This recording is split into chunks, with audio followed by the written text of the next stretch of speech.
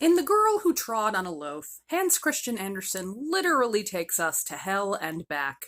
So let's do this. Fucked up fairy tales with Liz. Dings! Once upon a time, there was a girl named Inger. Inger came from a humble background, so you'd think this would grant her a humble disposition.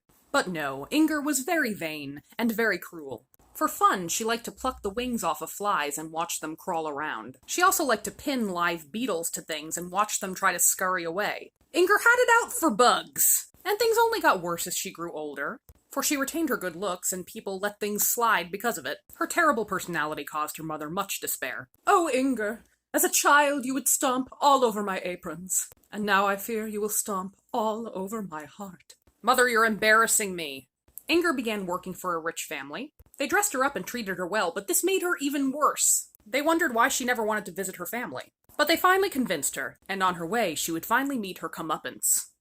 Inger's employers did not send her home to her family empty-handed. "Inger, take this huge loaf of bread home to your family. You visit so rarely, I know your mother will be thrilled to see you again." "Ugh, fine." Inger put on some fine clothes and a brand new pair of shoes, and she took the loaf and set out on her way. She was very proud of her outfit, so she took a lot of care on the way to keep her skirt and shoes clean. But when she reached a muddy stretch of road, she went too far. "Well, I don't have a nice gentleman to throw his coat over this puddle so I won't dirty my fine shoes. Oh, but I do have this big old loaf of bread." So she stuck that giant loaf of bread into the middle of the puddle to use as a stepping stone. But when she stepped on the bread, all of a sudden she began sinking down into the ground. No!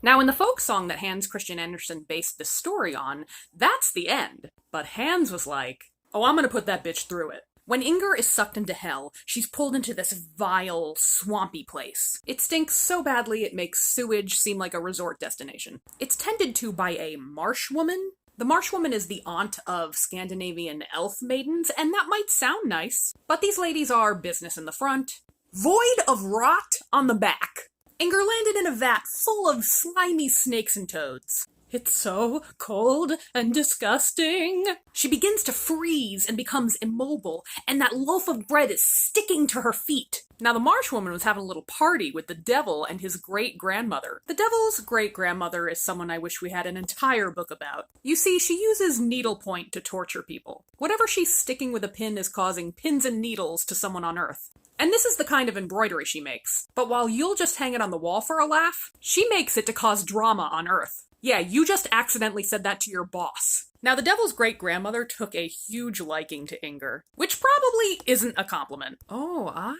see. This bitch is a real piece of work. I'm gonna take her home to my great-grandson. She'll look great on the mantle." So Inger was placed in the entrance hall to hell as a statue that greets people. It was there she got to witness the huge horde of people waiting for mercy. Fun fact, in the entrance hall to hell, they keep you in place by having huge fat spiders spin webs of steel around your ankles. But despite this nightmare, everyone was truly horrified by the sight of Inger. But this bitch hadn't learned anything yet. "So I'm in hell for trying to keep my shoes clean? Look how these bitches are all staring at me." "Yeah, well, it takes a lot of work to look this good." But when she moved her eyes around, the one thing she could move, and took a look at herself, she saw she weren't looking so good. But whatever, everyone looks like shit down here. Wingless flies landed on her face and crawled around, and she was so fucking hungry with bread stuck to her feet that she couldn't reach. Now Inger began to feel so hungry she felt like her insides were eating themselves. And then she began to feel tears falling on her, but they were hot and they were burning her. And she heard the voices accompanied with these tears, and it was her mother crying for her. "Oh, Inger, a cowherd saw you get sucked into hell, all because you stood on a loaf of bread to protect your shoes. And now there's a folk song about it. Everyone knows who you are, because you sucked so hard." "Your tears are useless to me, mother." She heard her old employers talking about her. She was vain and sinful. Do I think the Lord will have mercy on her? No. Well, bitch, maybe you should have taught me better. Why am I being so harshly punished when tons of people fucking suck? Fuck it, I'm not even gonna try to get better. But finally, something got through to her cold, hard heart. After hearing a ton of people talk shit on her, Inger finally heard someone show her mercy. And it was a small child who was being told the story of Inger's demise. "But Mommy, will Inger ever come back up out of the swamp?" "I'm afraid not, my child. But what if she says she's sorry and begs for forgiveness and promises not to be bad again? Well, she refuses to ask for forgiveness. Oh, how I wish she would! I'd give up my toys if only they'd let Inger return! And this was the first time that Inger felt a modicum of appreciation in her heart. But still, many years passed down in hell for old Inger. She witnessed both her mother and her former employer bemoan her fate on their deathbeds. More time passed, and she heard another person speak of her on their deathbed. But this time it was that child, who is now an old woman. My lord, I know at times I've been guilty of vanity, but you in your mercy held me up. You did not let me sink like Inger. The old woman who begged for Inger's mercy went to heaven, saw Inger in hell, and sobbed even more for her. And it was this, a literal angel from heaven, showing compassion for Inger that finally got through to her for real. I suck so hard! Suddenly, a brilliant burst of light came through hell. Inger was transformed into a burb.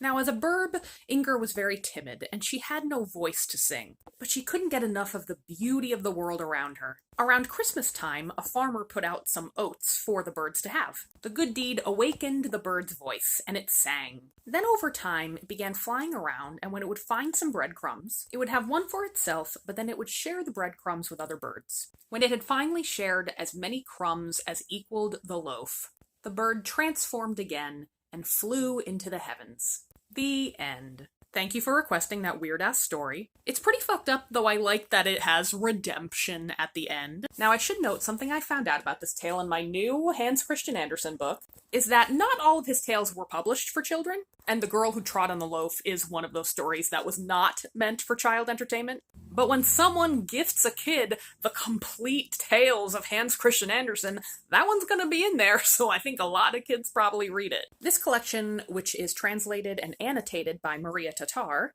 separates the tales into ones written for children and ones written for adults. And thanks to your tips on coffee, as well as the Creator Fund, I purchased this recently with those funds. There's lots of footnotes with fun facts. For example, Inger was named after the wife of a schoolmaster Hans really hated. It also notes the many places that showcase Hans Christian Andersen's studying of the classics. My website has information on this book as well as the other fairy tale collections I have. I hope you like the story, and remember, don't go walking on bread!